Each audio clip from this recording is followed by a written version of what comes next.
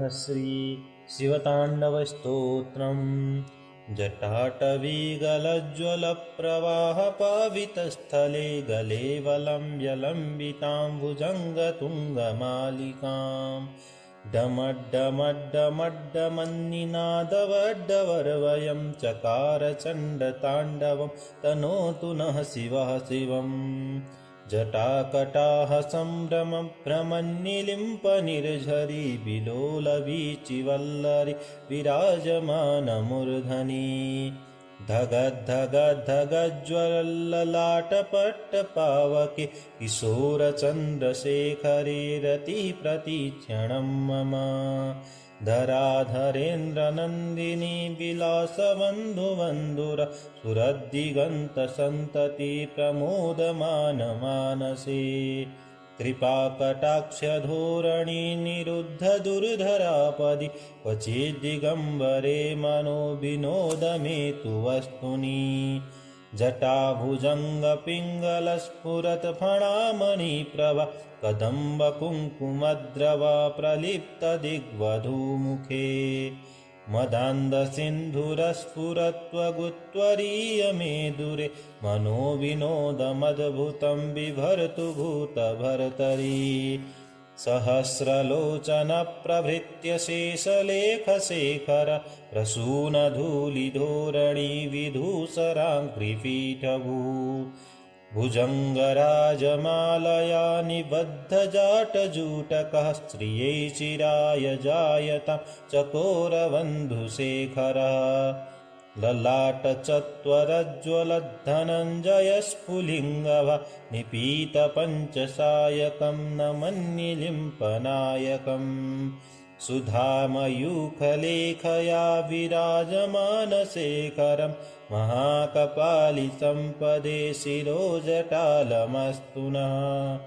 करालभालपट्टिकाधगद्धगद्धगज्ज्वल धनञ्जयाहुतिकृता प्रचण्डपञ्चसायके धराधरेन्द्रनन्दिनी कुचाग्रचित्रपत्रक प्रकल्पनैकशिल्पिनि त्रिलोचने मतिर्मम। नवीनमेघमण्डले निरुद्धदुर्धरस्फुरत् कुहूनिशीतिनीतमः प्रबन्धवन्तकन्धरः निलिम्पनिर्झरीधरस्तनूतु कृतिसिन्धुरः कलानिधानबन्धुरः श्रियञ्जगद्धुरन्धरः। प्रफुल्लनीलपङ्कजा प्रपञ्चकालिमप्रभावलम्बिकण्ठकन्दलि रुचिप्रबन्धकन्धरम् स्मरच्छिदं पुरच्छिदं भवच्छिदं मखच्छिदं गजच्छिदान्धकच्छिदं तमन्तकच्छिदं भजे। अगर्वसर्वमङ्गलाकलाकदम्बमञ्जरी रसप्रवाहमाधुरी विजृम्भणा मधुव्रतम् स्मरान्तकं पुरान्तकं भवान्तकं मखान्तकं गजान्तकान्धकान्तकं तमन्तकान्तकं भजे। जयत्वदभ्रमिभ्रम भ्रमदभुजङ्गमस्फुरद्विनिर्गमत्करस्फुरत्करालबालहव्यहाट् धिमिद्धिमिद्धिमिध्वनन् मृदङ्गतुङ्गमङ्गल ध्वनिक्रमा प्रवर्तित प्रचण्डताण्डवः शिवः। दुषितचित्रतल्पयोर्भुजङ्गमौक्तिकस्त्रजो गरिष्ठरत्नलोष्ठयो सुहेद्विपक्ष्यपक्षयोः तृणारविन्दचक्षुषोः प्रजामही महेन्द्रयोः समं प्रवर्तकन्मनः कदा सदा शिवं भजे। कदा निलिम्पनिर्झरे निकुञ्जकोटरे वसन् विमुक्तदुर्मतिः सदा शिरस्थमञ्जलिं वहन् विलोललोललोचनो ललामभाललगनकः शिवेति मन्त्रमुच्चर कदा सुखी भवाम्यहम्। इमं हि नित्यमेवमुक्तमुत्तमोत्तमं स्तम पठन् स्मरन् ब्रवुन्नरो विशुद्धिमेति सन्ततम्। हरे गुरौ सुभक्तिमासु याति नान्यथा गतिं विमोहनं हि देहिनां सुशङ्करस्य चिन्तनम् जटाटवीगलज्ज्वलप्रवाहपावितस्थले गले वलम्ब्यलम्बितां भुजङ्गतुङ्गमालिकाम् डमड्डमड्डमड्डमन्निनादवड्डवर्वयं चकार चण्डताण्डवं तनोतु नः शिवः शिवम् जटाकटाः सम्भ्रमभ्रमन्निलिम्पनिर्झरी विलोलवीचिवल्लरी विराजमानमूर्धनि धगद्धगद्धगज्ज्वलल्ललाटपट्टपावके किशोरचन्द्रशेखरे रतिप्रतीक्षणं मम धराधरेन्द्रनन्दिनी विलासबन्धुबन्धुर सुरद्दिगन्तसन्तति प्रमोदमानमानसे कृपाकटाक्षधोरणी निरुद्धदुर्धरापदि क्वचिद्दिगम्बरे मनो विनोदमेतु वस्तुनि जटाभुजङ्गपिङ्गलस्फुरत्फणामणिप्रभा कदम्बकुङ्कुमद्रवा प्रलिप्तदिग्वधूमुखे मदान्धसिन्धुरस्फुरत्वगुत्वरीयमेदुरे मनोविनोदमद्भुतं बिभर्तु भूतभर्तरि सहस्रलोचनप्रभृत्य शेषलेखशेखर प्रसूनधूलिधोरणी विधूसराङ्घ्रिपीठभू भुजङ्गराजमालया निबद्धजाटजूटकः स्त्रियै चिराय जायतां चकोरबन्धुशेखरः ललाटचत्वरज्ज्वलद्धनञ्जयस्फुलिङ्गभा निपीतपञ्चसायकं नमन्निलिम्पनायकम् सुधामयूखलेखया विराजमानशेखरं महाकपालिसम्पदे शिरोजटालमस्तु नः करालभालपट्टिकाधगद्धगद्धगज्ज्वल धनञ्जयाहुतिकृता प्रचण्डपञ्चसायके धराधरेन्द्रनन्दिनी कुचाग्रचित्रपत्रक प्रकल्पनैकशिल्पिनि त्रिलोचने मतिर्मम नवीनमेघमण्डले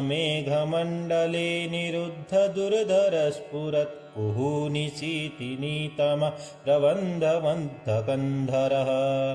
निलिम्पनिर्झरीधरस्तनूतु कृतिसिन्धुरः कलानिधानबन्धुरः श्रियञ्जगद्धुरन्धरः प्रफुल्लनीलपङ्कजा प्रपञ्चकालिमप्रभावलम्बिकण्ठकन्दलि रुचिप्रबन्धकन्धरम् स्मरच्छिदं पुरच्छिदं भवच्छिदं मखच्छिदं गजच्छिदान्धकच्छिदं तमन्तकच्छिदं भजे अगर्वसर्वमङ्गलाकलाकदम्बमञ्जरी रसप्रवाहमाधुरी विजृम्भणा मधुव्रतम्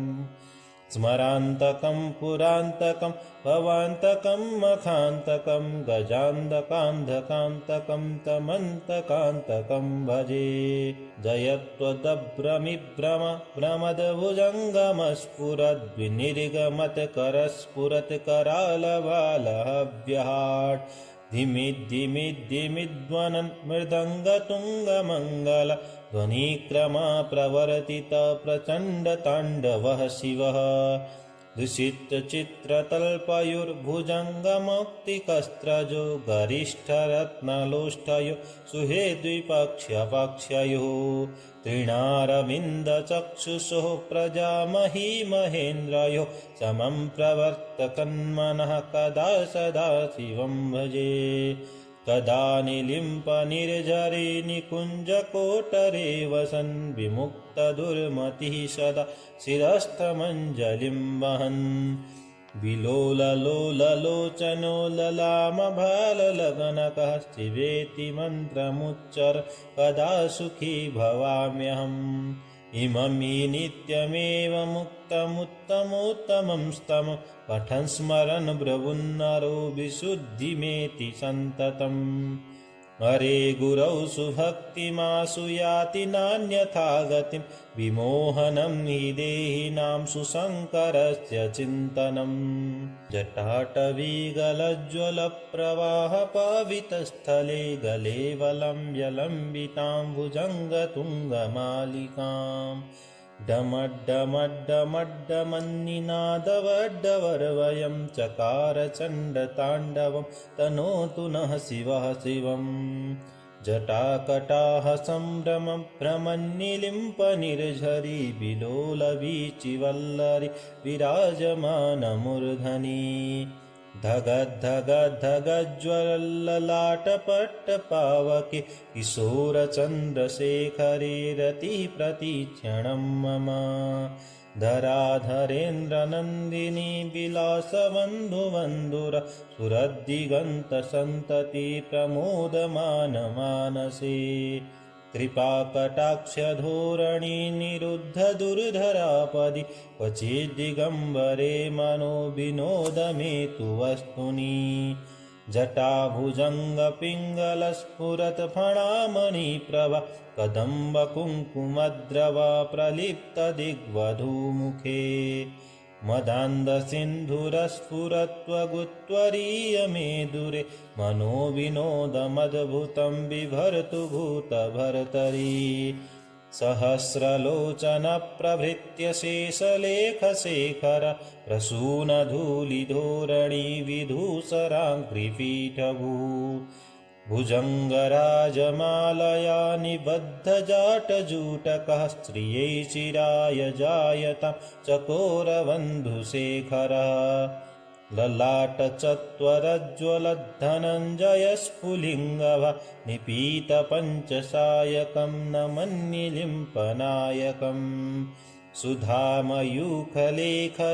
विराजमानशेखरं महाकपालिसम्पदे शिरोजटालमस्तु नः करालभालपट्टिकाधगद्धगद्धगज्ज्वल धनञ्जयाहुतिकृता प्रचण्डपञ्चसायके धराधरेन्द्रनन्दिनी कुचाग्रचित्रपत्रक प्रकल्पनैकशिल्पिनि त्रिलोचने मतिर्मम नवीनमेघमण्डले निरुद्धदुर्धरस्फुरत् कुहूनिशीतिनीतमः प्रबन्धवन्तकन्धरः निलिम्पनिर्झरीधरस्तनूतु कृतिसिन्धुरः कलानिधानबन्धुरः श्रियञ्जगद्धुरन्धरः प्रफुल्लनीलपङ्कजा प्रपञ्चकालिमप्रभावलम्बिकण्ठकन्दलि रुचिप्रबन्धकन्धरम् स्मरच्छिदं पुरच्छिदं भवच्छिदं मखच्छिदं गजच्छिदान्धकच्छिदं तमन्तकच्छिदं भजे अगर्व सर्वमङ्गलाकलाकदम्बमञ्जरी रसप्रवाहमाधुरी विजृम्भणा मधुव्रतम् स्मरान्तकं पुरान्तकं भवान्तकं मखान्तकं गजान्तकान्धकान्तकं तमन्तकान्तकं भजे जयत्वदभ्रमिभ्रम भ्रमदभुजङ्गमस्फुरद्विनिर्गमत्करस्फुरत्करालबालहव्यहाट् धिमिद्धिमिद्धिमिध्वनन् मृदङ्गतुङ्गमङ्गल ध्वनिक्रमा प्रवर्तित प्रचण्डताण्डवः शिवः दुषितचित्रतल्पयोर्भुजङ्गमौक्तिकस्त्रजो गरिष्ठरत्नलोष्ठयो सुहेद्विपक्ष्यपक्ष्ययोः तृणारविन्दचक्षुषोः प्रजामही महेन्द्रयोः समं प्रवर्तकन्मनः कदा सदा शिवं भजे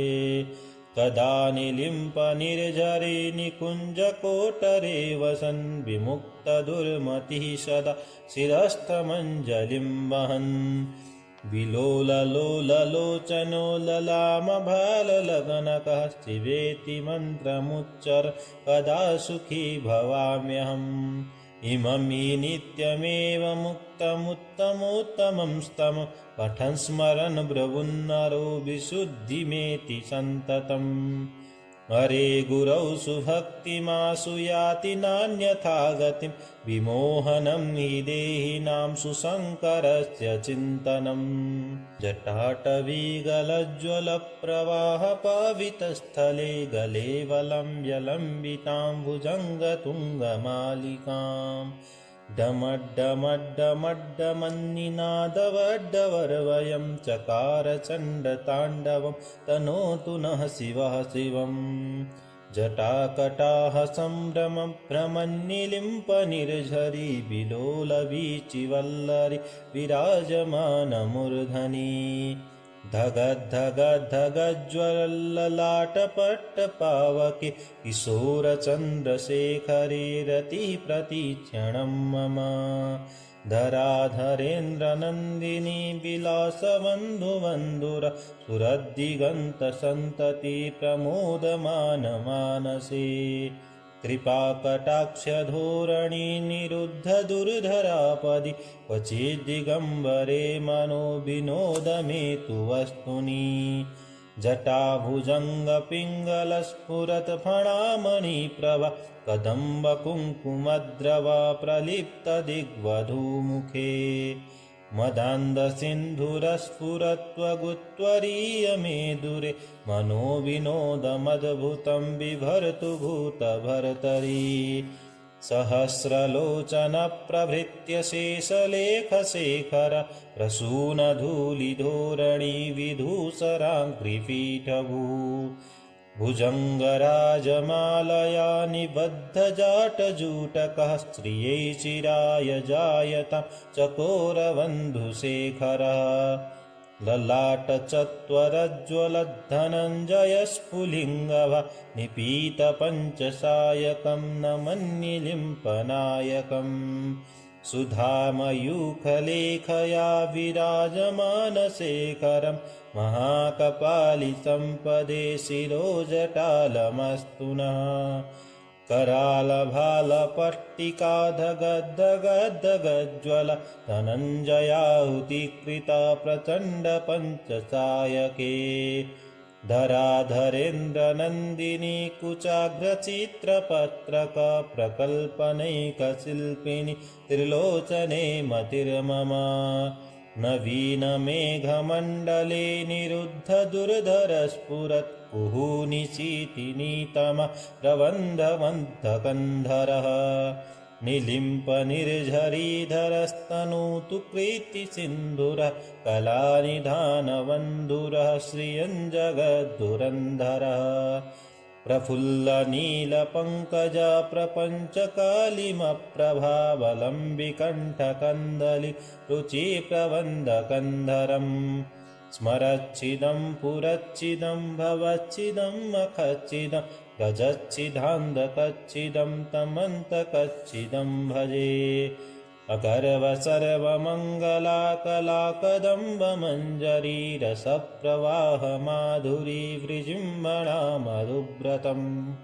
स्मरान्तकं पुरान्तकं भवान्तकं मखान्तकं गजान्तकान्धकान्तकं तमन्तकान्तकं भजे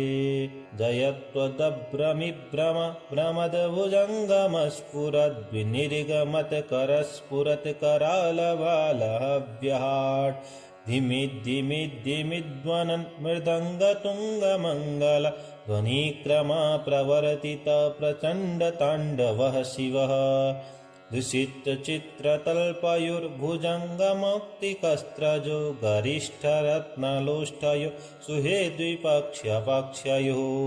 तृणारविन्दचक्षुषोः प्रजामही महेन्द्रयोः समं प्रवर्तकन्मनः कदा सदा शिवं भजे कदा निलिम्पनिर्झरे निकुञ्जकोटरे वसन् विमुक्तदुर्मतिः सदा शिरस्थमञ्जलिं वहन् विलोललोललोचनो ललामभाललगनकः शिवेति मन्त्रमुच्चर कदा सुखी भवाम्यहम् इमं हि नित्यमेव मुक्तमुत्तमोत्तमं स्तम पठन् स्मरन् ब्रवुन्नरो विशुद्धिमेति सन्ततम् हरे गुरौ सुभक्तिमासु याति नान्यथा गतिं विमोहनं हि देहिनां सुशङ्करस्य चिन्तनम् जटाटवीगलज्ज्वलप्रवाहपावितस्थले गले वलम्ब्यलम्बितां भुजङ्गतुङ्गमालिकाम् डमड्डमड्डमड्डमन्निनादवड्डवर्वयं चकार चण्डताण्डवं तनोतु नः शिवः शिवम् जटाकटाः सम्भ्रमभ्रमन्निलिम्पनिर्झरी विलोलवीचिवल्लरी विराजमानमूर्धनि धगद्धगद्धगज्ज्वलल्ललाटपट्टपावके किशोरचन्द्रशेखरे रतिप्रतीक्षणं मम धराधरेन्द्रनन्दिनी विलासबन्धुबन्धुर सुरद्दिगन्तसन्तति प्रमोदमानमानसे कृपाकटाक्षधोरणी निरुद्धदुर्धरापदि क्वचिद्दिगम्बरे मनो विनोदमेतु वस्तुनि जटाभुजङ्गपिङ्गलस्फुरत्फणामणिप्रभा कदम्बकुङ्कुमद्रवा प्रलिप्तदिग्वधूमुखे मदान्धसिन्धुरस्फुरत्वगुत्वरीयमेदुरे मनोविनोदमद्भुतं बिभर्तु भूतभर्तरि सहस्रलोचनप्रभृत्य शेषलेखशेखर प्रसूनधूलिधोरणी विधूसराङ्घ्रिपीठभू भुजङ्गराजमालया निबद्धजाटजूटकः स्त्रियै चिराय जायतां चकोरबन्धुशेखरः ललाटचत्वरज्ज्वलद्धनञ्जयस्फुलिङ्गभा निपीतपञ्चसायकं नमन्निलिम्पनायकम् सुधामयूखलेखया विराजमानशेखरं महाकपालिसम्पदे शिरोजटालमस्तु नः करालभालपट्टिकाधगद्धगद्धगज्ज्वल धनञ्जयाहुतिकृता प्रचण्डपञ्चसायके धराधरेन्द्रनन्दिनी कुचाग्रचित्रपत्रक प्रकल्पनैकशिल्पिनि त्रिलोचने मतिर्मम नवीनमेघमण्डले निरुद्धदुर्धरस्फुरत् कुहूनिशीतिनीतम प्रबन्धवन्तकन्धरः निलिम्पनिर्झरीधरस्तनूतु कृतिसिन्धुरः कलानिधानबन्धुरः श्रियञ्जगद्धुरन्धरः प्रफुल्लनीलपङ्कजा प्रपञ्चकालिमप्रभावलम्बिकण्ठकन्दलि रुचिप्रबन्धकन्धरम् स्मरच्छिदं पुरच्छिदं भवच्छिदं मखच्छिदं गजच्छिदान्धकच्छिदं तमन्तकच्छिदं भजे अगर्वसर्वमङ्गलाकलाकदम्बमञ्जरी रसप्रवाहमाधुरी विजृम्भणा मधुव्रतम् स्मरान्तकं पुरान्तकं भवान्तकं मखान्तकं गजान्तकान्धकान्तकं तमन्तकान्तकं भजे जयत्वदभ्रमिभ्रम भ्रमदभुजङ्गमस्फुरद्विनिर्गमत्करस्फुरत्करालबालहव्यहाट् धिमिद्धिमिद्धिमिध्वनन् मृदङ्गतुङ्गमङ्गल ध्वनिक्रमा प्रवर्तित प्रचण्डताण्डवः शिवः दुषितचित्रतल्पयोर्भुजङ्गमौक्तिकस्त्रजो गरिष्ठरत्नलोष्ठयो सुहेद्विपक्ष्यपक्षयोः तृणारविन्दचक्षुषोः प्रजामही महेन्द्रयोः समं प्रवर्तकन्मनः कदा सदा शिवं भजे तदा निलिम्पनिर्झरे निकुञ्जकोटरे वसन् विमुक्तदुर्मतिः सदा शिरस्थमञ्जलिं वहन् विलोललोललोचनो ललामभाललगनकः शिवेति मन्त्रमुच्चर कदा सुखी भवाम्यहम् इमं हि नित्यमेव मुक्तमुत्तमोत्तमं स्तमं पठन् स्मरन् ब्रवुन्नरो विशुद्धिमेति सन्ततम् हरे गुरौ सुभक्तिमासु याति नान्यथा गतिं विमोहनं हि देहिनां सुशङ्करस्य चिन्तनम् पूजावसानसमये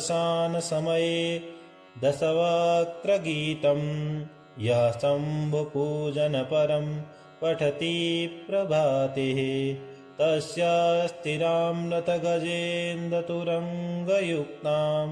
लक्ष्मीं सदैव सुमुखीं प्रददाति शम्भुः इति श्रीरावणकृतं शिवताण्डवस्तोत्रं सम्पूर्णम्।